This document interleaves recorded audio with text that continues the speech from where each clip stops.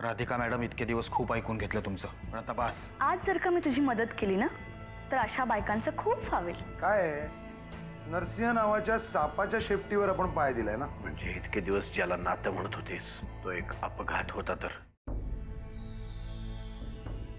काय तो अजून इथेच काय राधिका? मला वाटलं गेली असेल एव्हाना.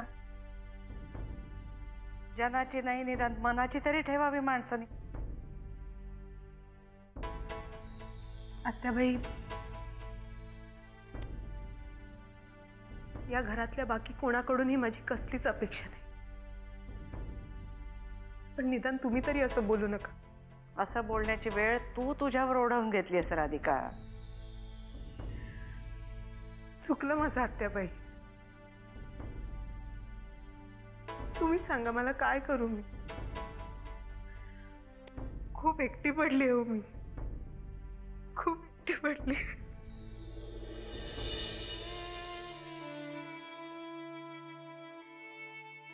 खरं तर माझ्या मनात आत्ता असं येतंय की दोन कानाखाली वाजवाव्यात तुझ्या. ज्या घराने तुला आश्रय दिला त्याच घरात येऊन तू नको ते करून बसलीस. पुरुषांची जात कमरेचं सोडून डोक्याला बांधणारीच असते ग. पण बाईनी तर आपलं बाई पण जपायला पाहिजे ना, निदान तुझ्यासारख्या एकट्या बाईनी तरी. आत्याबाई, मी निघून जाईन या घरात. जावं तर लागेलच तुला, पण जायच्या वेळेला जर तुझी काही अपेक्षा असेल, म्हणजे मी किंवा आमच्या घरातल्या कोणी तुला काही मदत करावी, तर ती अपेक्षा करू नकोस. आम्ही तुला कुणीही काहीही मदत करणार नाही आहोत, अगदी आमची इच्छा असली तरी. ठीक आहे आत्याबाई, मी जाईन इथून. पण जर माझ्या हातातून काही चूक झाली असेल तर मला माफ करा. असेल तर म्हणजे चूक झालेलीच आहे आणि त्याचं प्रायश्चित्त सुद्धा तुझं तुलाच भोगायचंय. इथून पुढे ज्या कुठल्या घरात जाशील ना, तर कोणी चांगल्या घरात तुला ठेवून घेणार नाहीच म्हणा, पण जिथे कुठे जाशील तिथे जरा स्वतःचं बाई पण जप.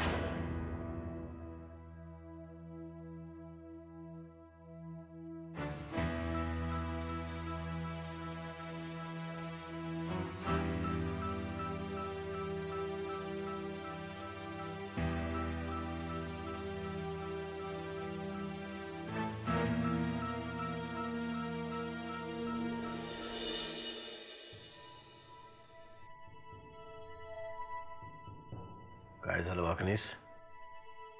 का आलाय तुम्ही? माझं काहीही काम नाही तुमच्याकडे आणि पुन्हा कधी काम असेल असंही वाटत नाही. त्यामुळे तुम्ही जाऊ शकता. एखादा दुसरा बरा नेता बघा. साहेब, जहाज बुडायला लागल्यानंतर पळणाऱ्या उंदरांपैकी मी नाही. माझी निष्ठा तुमच्यापाशी आहे, तुमच्या यशापयशाची नाही. पण काय करणार आहात तुम्ही माझ्याकडे राहून? झाल्या गोष्टी निस्तरल्या पाहिजेत ना, कितीही वाईट असल्या तरी. माफ करा साहेब, राग मानू नका. थोडं स्पष्टच बोलतोय आज मी. बोला वाकनीस, सगळेच बोलतायत, तुम्हीही बोला.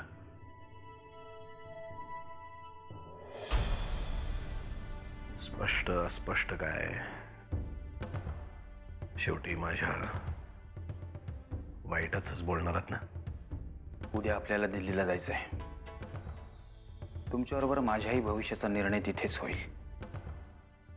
मग काय तो निर्णय घ्या, तोपर्यंत तरी राहू द्या तुमच्याबरोबर. निर्णय झालाय वाकनीस. पक्षातून माझी हकालपट्टी होणार.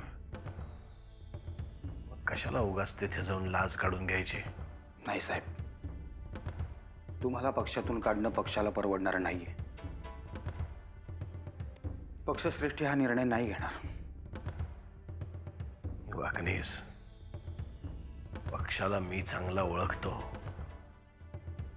आत्ता कदाचित मला नाही काढून टाकणार ते, पण अशी परिस्थिती निर्माण करतील की मला पक्ष सोडून द्यावाच लागेल. साहेब, निर्णय काय होईल तो होईल. पण माझ्यासारखे हजारो कार्यकर्ते तुमच्याबरोबर असतीलच ना. त्यामुळे तुम्ही जिथे जाल तिथे मी तुमच्याबरोबर असणारच. आणि जर माझं काही अस्तित्वच राहिलं नाही तर काय करणार आहात तुम्ही? त्यापेक्षा आत्ताच जा. माझी काही तक्रार नाहीये तुमच्याबद्दल. पण माझी तक्रार असेल ना साहेब. राजकारण म्हणजे काय हे तुम्ही माझ्या बोटाला धरून शिकवलंय. त्यामुळे तुमच्या शिवाय जगणं ही माझी तक्रार असेल.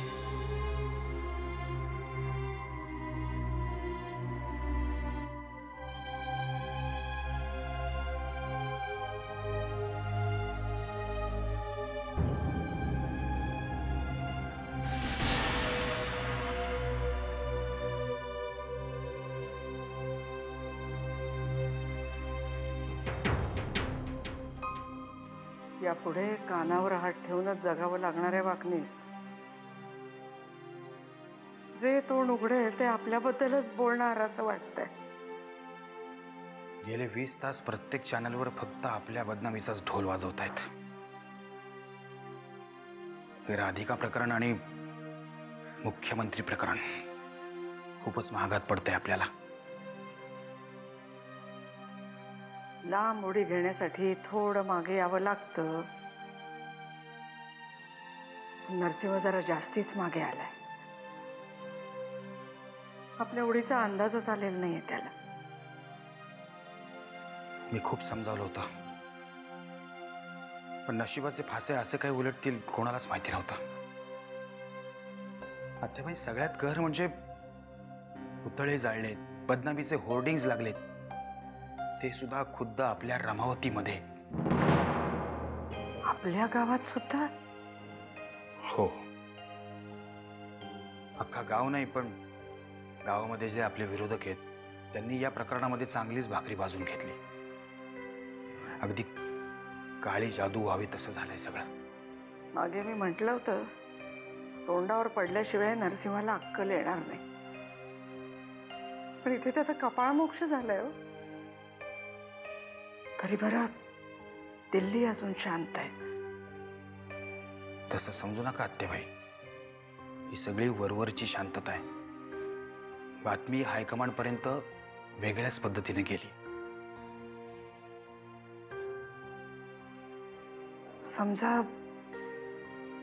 समजा काही झालंच तर जास्तीत जास्त काय होईल वाकनीस? अंदाज नाही बांधतायत, पण जे काही होईल ते आपल्याला झेपणार नाही. झेपणार नाही म्हणजे? उद्या दिल्लीला चाललोय.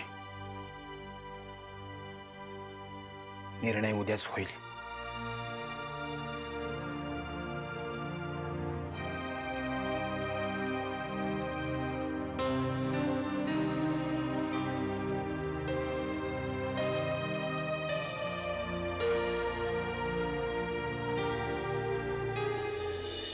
गण्या, इथे बसलायस?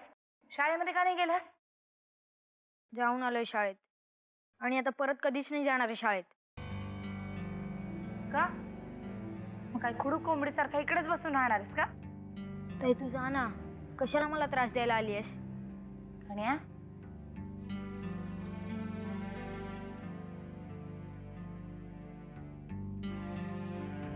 काय झालंय? हा, तुझ्या मित्राचा मला फोन आला होता. तो म्हणाला शाळेची सहल जाणार आहे म्हणून. तू का नाही पैसे भरले? मी सहलीला काय शाळेत पण नाही जाणार आहे आता. मला आता लाज वाटते. टीव्हीवर भाऊजींबद्दल काय काय दाखवतायत.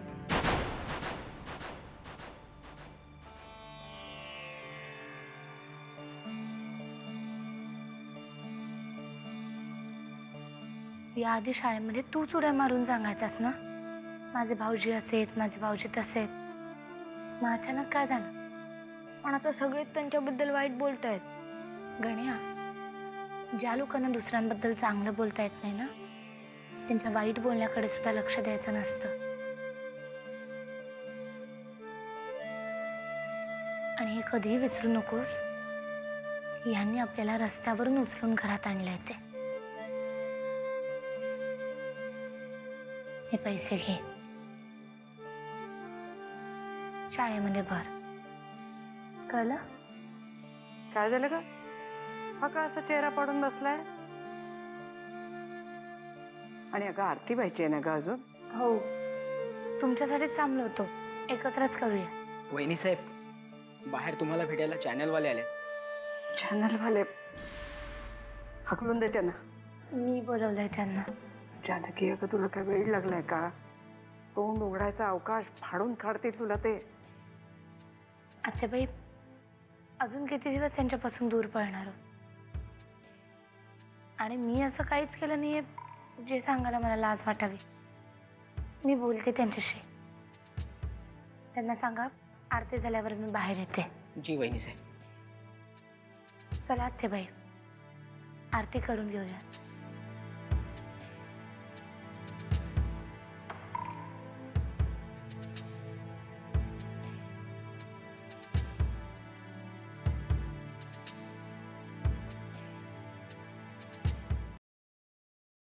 धन्यवाद. मला एवढंच सांगायचं होतं.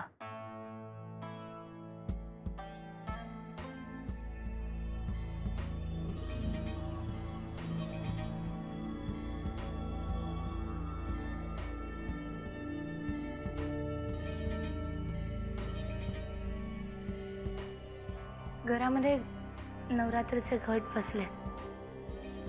प्रसाद,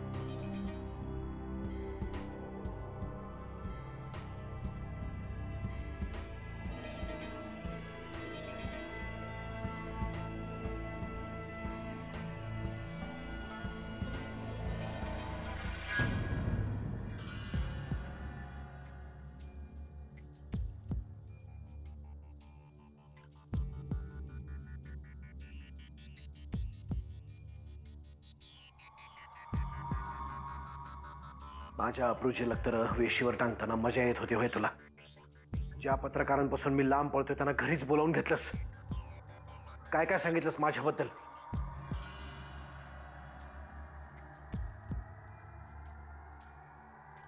प्रसाद, देवीची आरती झाली त्याचा आहे. माझ्याबद्दल जसं सांगितलंस तसं स्वतःबद्दल सांगितलंस का नाही? तुझ्याकडे बरंच आहे सांगण्यासारखं.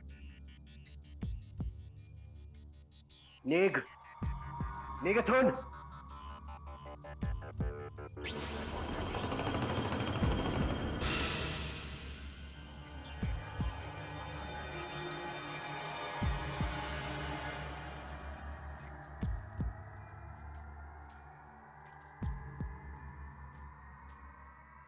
की जर तुम्ही चुकला नसाल ना तर सगळं घर तुमच्या पाठीशी आहे.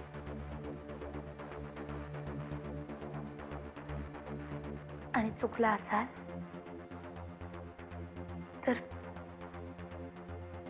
तर देवाची माफी मागून मोकळे व्हा आणि पुन्हा सगळं नव्याने सुरू करा.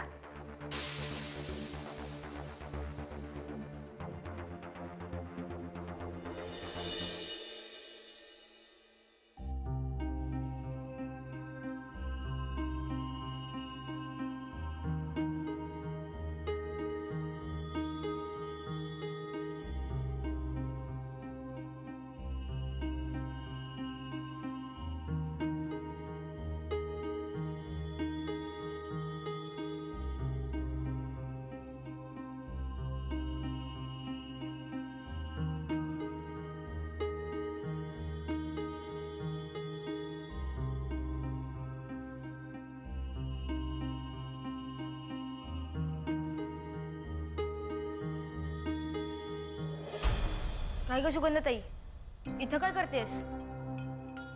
अरे काय नाही, झाडू मारायला आले होते. तुझ्या हातात काय?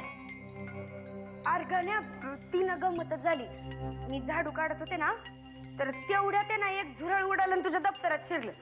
आता झुरळ काढायला म्हणून दप्तरात हात घातला तर पैसे लागले हाताला.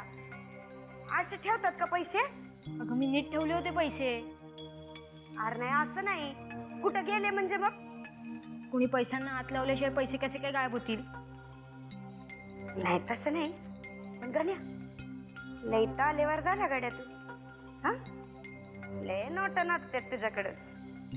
तुझं ताईने दिलेत ते उद्या शाळेत भरायचे आहेत. असं वय दर नीट ठेवा पैसे, नाही तर जातील कुठंतरी. पैशांना कुठे हात लावल्याशिवाय पैसे असेच गायब होत नाही. अरे गण्या, तुला ठाव नाही, पैशांना ना पाय फुटत्यात पाय, आणि मग ते असेच जातात कुठंतरी. नीट ठेवा आणि उद्या आठवणीने शाळेत भर काय.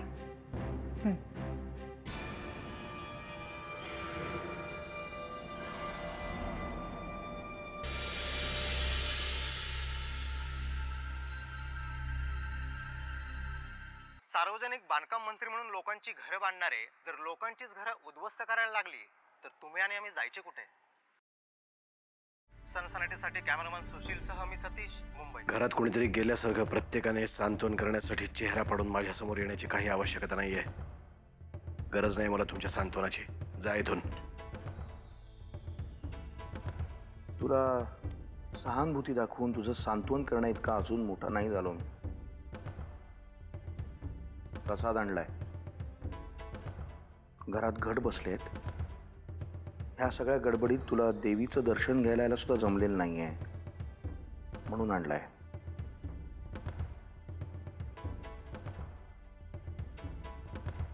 तुमच्या सगळ्या प्रश्नांची उत्तर मी देईनच असं नाही, पण माझ्या संसारात काय चाललंय याची उठाठेव बाकी कोणी करण्याची गरज आहे असं मला वाटत नाही. मी नरसिंहराव किल्लेदार यांच्या नावाचं कुंकू लावते.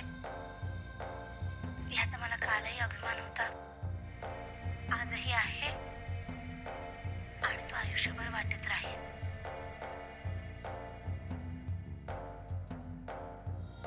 एक नवरा म्हणून ते कसे आहेत याची चर्चा बाकीच्यांनी करण्याची काही गरज आहे असं मला वाटत नाही.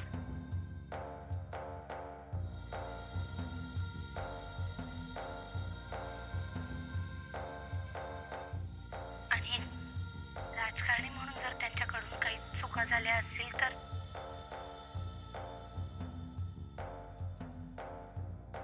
मला राजकारणातलं काही कळत नाही.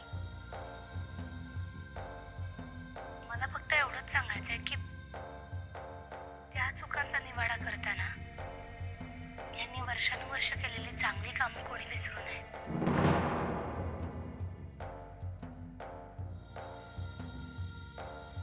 चुका होतात, देवाकडूनही चुका झालेल्या आहेत.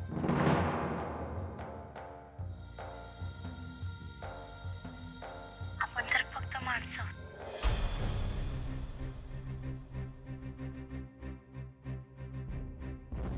धन्यवाद. एवढंच बोलायचं होतं मला.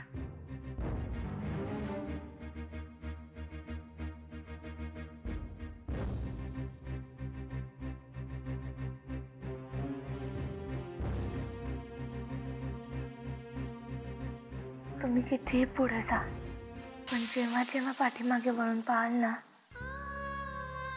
तेव्हा तेव्हा मी तुमच्या जवळ असेल.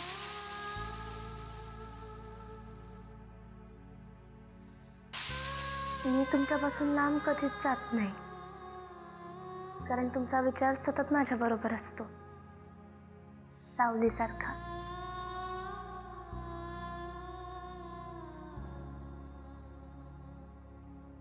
आणि मला माहिती आहे, तुमच्याही डोक्यात सतत माझेच विचार असतात. माझा अजिबात ऐकू नका, मी एक अडाणी बाई आहे, पण तुमचं मन ते तुम्हाला खात असेलच ना. त्या मनाने तुम्हाला काही सांगितलं तर त्याचं नक्की ऐका.